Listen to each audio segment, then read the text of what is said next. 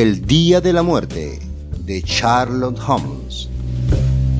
Se cumplen 130 años del fatídico día en que murió Sherlock Holmes, o por lo menos que Conan Doyle intentó acabar con su vida.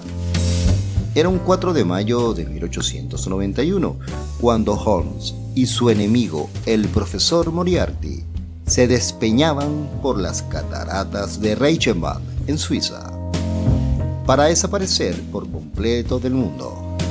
Atrás quedaban años de investigaciones criminales en ayuda al Scotland Yard.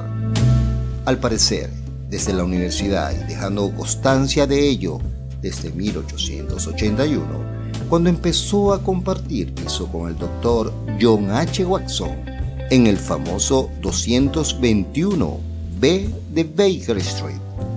Watson se convertiría en su cronista más importante y albacea de la mayoría de sus casos, incluyendo el último.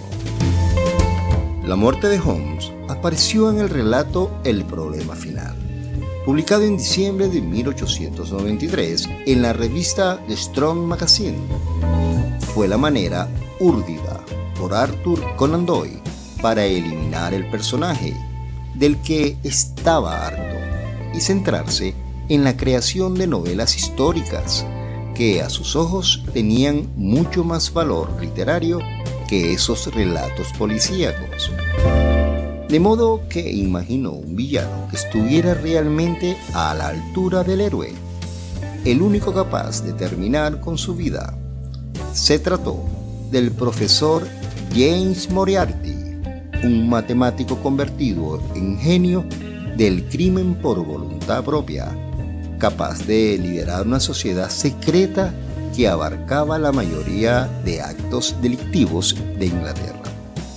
Un Napoleón del crimen, como lo describió el propio Holmes, y también lo que él mismo podría haber llegado a ser si hubiera dedicado sus facultades mentales a obtener un beneficio personal.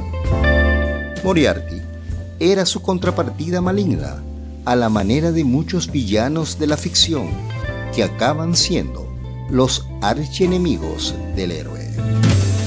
Oye, es contigo. Te recuerdo que te suscriba. Dame un me gusta, toca la campanita para las notificaciones y comenta para seguir creciendo.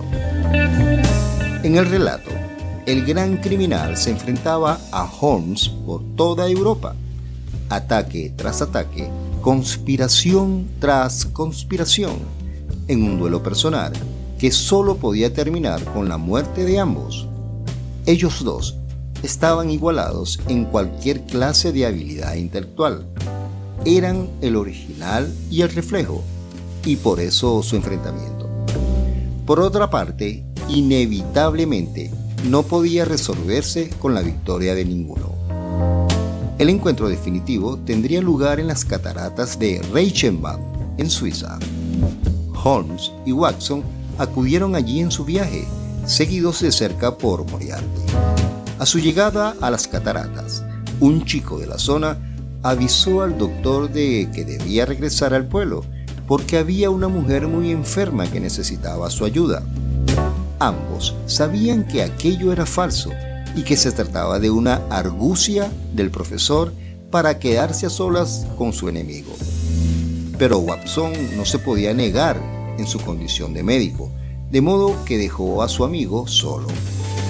A su llegada al pueblo descubrió que no había tal mujer y regresó a toda prisa a las cataratas.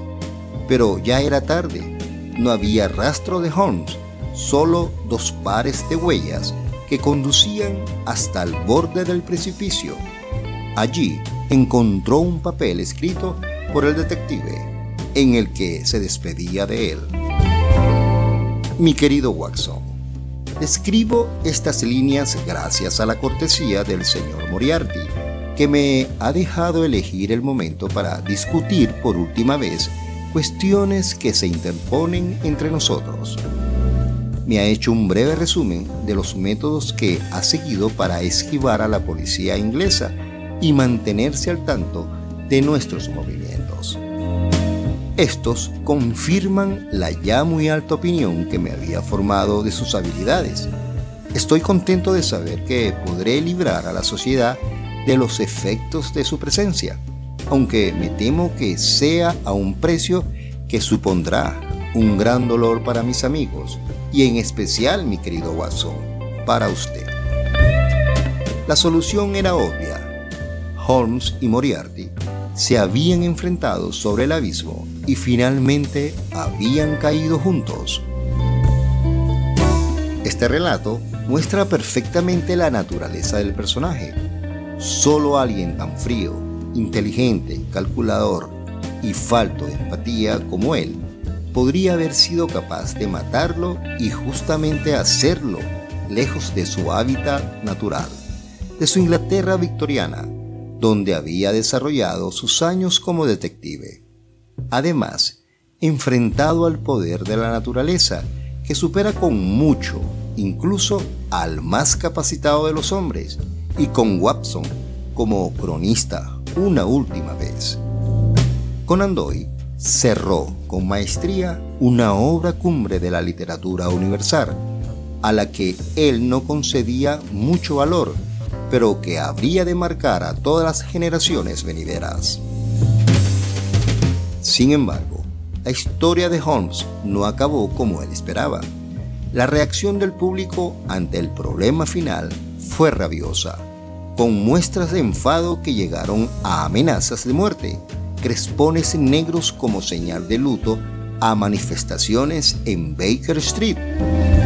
Otros escritores aprovecharon la renuncia de Conan Doyle para vender sus propios pasquines de Holmes, que se hicieron muy populares.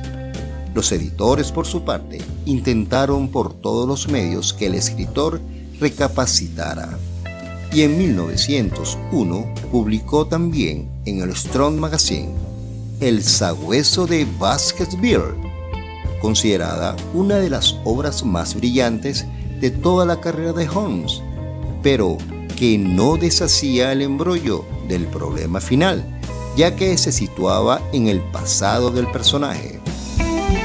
Finalmente, y a consecuencia de las enormes presiones que estaba recibiendo por parte de lectores y editores, Conan Doyle escribió en 1903 La aventura de la casa deshabitada, el relato de la vuelta a la vida de Holmes.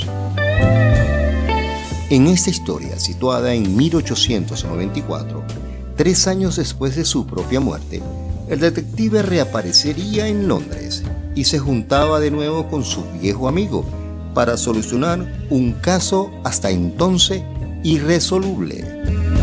Desde ese momento, la pareja seguiría juntos unos 4 años más, hasta que se retiraran por completo durante la Gran Guerra.